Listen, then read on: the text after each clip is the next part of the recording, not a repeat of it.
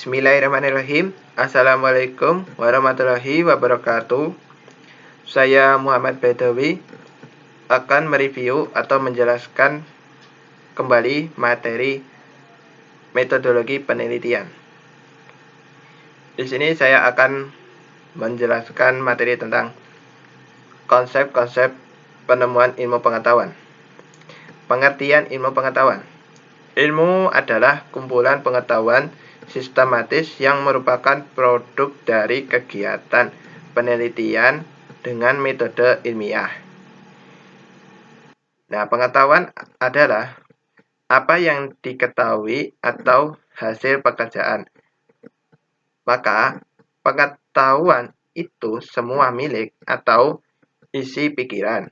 Jadi, ilmu pengetahuan adalah seluruh usaha untuk menyelidiki, menemukan, dan meningkatkan pemahaman manusia dari berbagai segi kenyataan dalam alam manusia.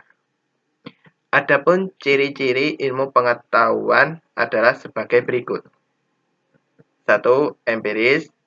2. Sistematis. 3. Objektif. 4. Analitis. Yang kelima, verifikatif. Adapun langkah-langkah terkait metode ilmiah dalam ilmu pengetahuan antara lain: 1. Perumusan masalah. 2. Pengamatan dan pengumpulan data. Yang ketiga, penyusunan dan klasifikasi data. Yang keempat, perumusan hipotesis. Yang kelima, deduksi dan hipotesis. Yang terakhir, tes dan pengujian kebenaran atau verifikasi hipotesis. Adapun beberapa proses penemuan ilmu pengetahuan sebagai berikut. Yang pertama, zaman pra-Yunani kuno atau zaman sebelum Yunani kuno. Pada zaman pra-Yunani kuno ditandai oleh kemampuan manusia, antara lain sebagai berikut. Pengetahuan yang berdasarkan pengalaman itu diterima sebagai fakta dengan sikap reseptif min. Kemampuan menemukan abjad dan sistem bilangan, serta kemampuan menulis, berhitung, menyusun kalender yang didasarkan atas sintesa. Yang kedua, pada zaman Yunani kuno. Pada zaman Yunani kuno, identik dengan filsafat merupakan induk dari pengertian, induk dari ilmu pengetahuan. Oleh karena itu, perkembangan filsafat Yunani merupakan entry point untuk memasuki peradaban baru umat manusia. Pada zaman Yunani kuno, banyak bermunculan ilmuwan yang ditemukan, antara lain Thales, Pythagoras, Socrates, Plato, dan Aristoteles. Yang ketiga, zaman abad pertengahan. Para ilmuwan pada masa abad pertengahan hampir semua para teolog, sehingga kegiatan ilmiah terkait dengan kegiatan keagamaan masing-masing. Yang keempat, zaman Renaissance. Pada zaman Renaissance ditandai dengan sebagai era kebangkitan kembali pemikiran bebas dari dogma-dogma agama. Manusia ingin mencapai kemajuan atas hasil usaha sendiri, namun tidak didasari atas campur tangan ilahi maupun tangan orang lain. Yang kelima, pada zaman modern. Nah, pada zaman modern ditandai dengan berbagai penemuan dalam bidang ilmiah. Yang terakhir, yang keenam adalah zaman kontemporer. Pada zaman kontemporer ini ditandai dengan adanya teknologi canggih dan spesialisasi ilmu yang semakin tajam dan mendalam. Nah, strategi perkembangan ilmu pengetahuan. Ada dua hal pokok strategi perkembangan ilmu pengetahuan, yaitu 1. Visi dan orientasi filosofisnya terletak pada nilai-nilai Pancasila, antara lain sila ketuhanan yang Maha Esa. Mengimplementasikan ilmu pengetahuan mencipta perimbangan antara rasional dan irasional, antara akal, rasa, dan kehendak. Sila kemanusiaan yang adil dan beradab memberikan dasar-dasar moralitas bahwa manusia dalam mengembangkan iptek haruslah secara beradab. Sila Persatuan Indonesia memberikan kesadaran kepada bangsa Indonesia bahwa rasa nasionalisme bangsa Indonesia mengakibatkan dari adanya sumbangan iptek.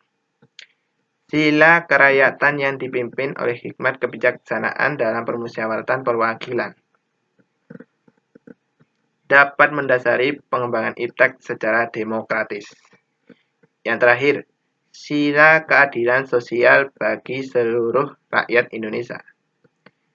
Dengan adanya kemajuan iptek, harus dapat menjaga keseimbangan, keadilan dalam kehidupan kemanusiaan. Yang kedua, visi dan orientasi operasional diletakkan pada dimensi-dimensi, antara lain teknologis. Dalam penerapan ilmu pengetahuan, hanya sekedar sarana yang memang harus kita digunakan untuk mencapai suatu tujuan. Etis. Dalam penerapan ilmu pengetahuan, harus kita operasi menasionalisasikan untuk meningkatkan harkat dan martabat nasional, maksudnya manusia. Yang terakhir, integral atau integratif. Dalam penerapan ilmu pengetahuan harus meningkatkan kualitas manusia. Di sini akan membahas materi tentang bentuk-bentuk penalaran ilmiah. Pengertian penalaran ilmiah. Penalaran itu adalah suatu proses berpikir dalam menarik suatu kesimpulan yang berupa pengetahuan. Jadi, penalaran ilmiah adalah proses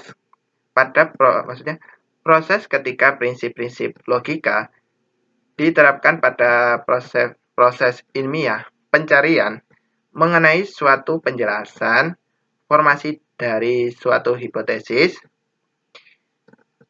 membuat prediksi, solusi dari suatu masalah, penyusunan eksperimen, kontrol variabel, menganalisis data, dan pengembangan hukum empiris. Itu semuanya dalam cara yang logis.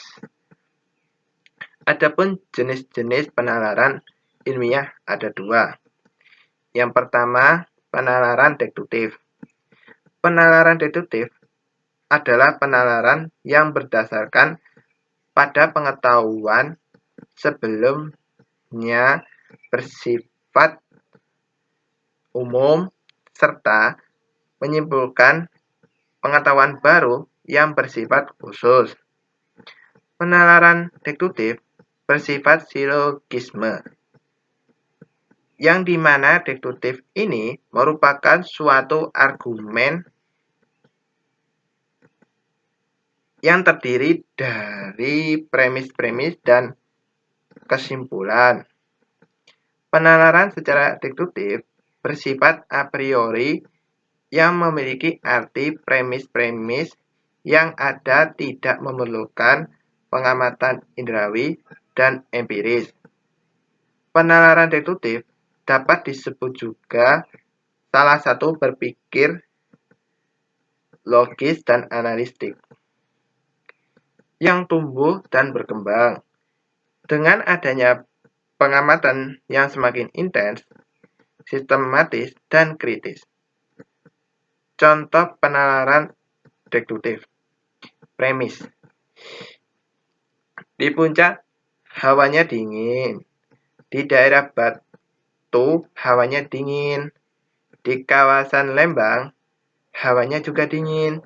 Jadi, kesimpulannya adalah daerah yang letaknya tinggi atau dataran tinggi, maka hawanya akan dingin.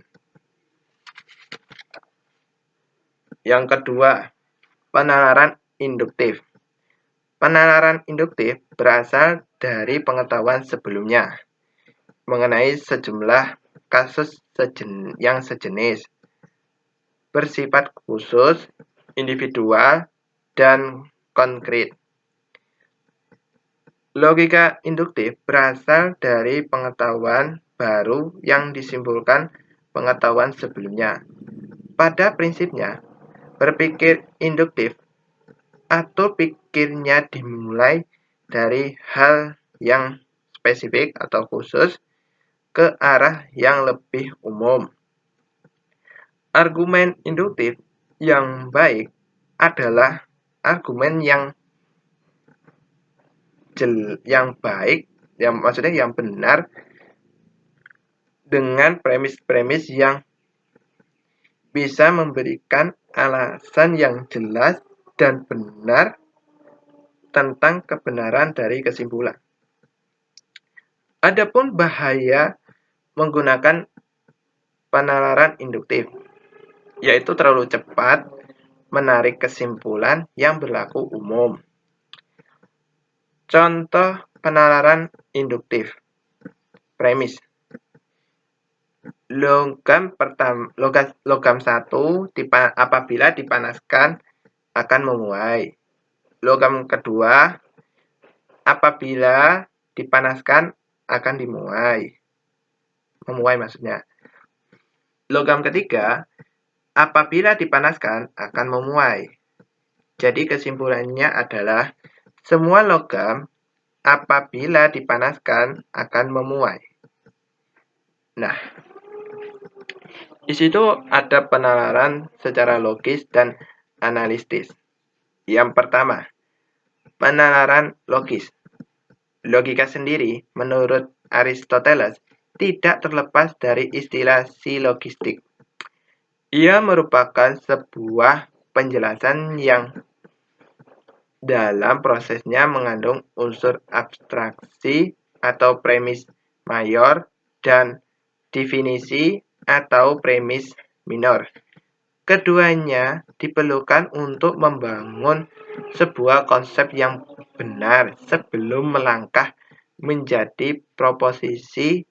Inilah yang akhirnya akan bermuara pada kesimpulan. Penalaran dalam fungsinya sebagai kegiatan berpikir tentunya memiliki karakteristik atau ciri-ciri tertentu. Dengan adanya pola berpikir yang secara luas atau logis, hal inilah yang sering disebut juga sebagai logika. Sehingga berpikir secara logis dapat dimaknai sebagai suatu pola dan ketentuan tertentu yang bernalar secara logis. Dalam penalaran secara logis itu adalah aktivitas menggali informasi dan menerjemahkan dalam upaya bernalar secara logis sangat diperlukan dalam setiap aspek kehidupan sehari-hari. Yang nomor 2 adalah penalaran analitis. Penalaran harus bersifat analitis dengan maksud ia merupakan pencerminan dari suatu proses berpikir yang bersandar pada suatu analisa dan kerangka berpikir tertentu dengan logika sebagai pijakan. Untuk mengatur tingkat penalaran analitis, peserta belajar dapat dilakukan dengan cara pembatasan yang disebut juga indikator. Secara sederhananya, poin kedua ini adalah sebuah proses menganalisa dengan logika ilmiah sebagai pijakannya, yang mana analisa sendiri merupakan suatu kegiatan berpikir dengan langkah-langkah tertentu sehingga kegiatan berpikir tidak semuanya berlandaskan pada penalaran. Demikian materi kedua, materi metodologi ilmiah penelitian yang saya sampaikan. Apabila ada kesalahan kata maupun maupun kelakuan saya, mohon dimaafkan ya. Akhiran, wabillahi wa taufiq wal hidayah. Wassalamualaikum warahmatullahi wabarakatuh.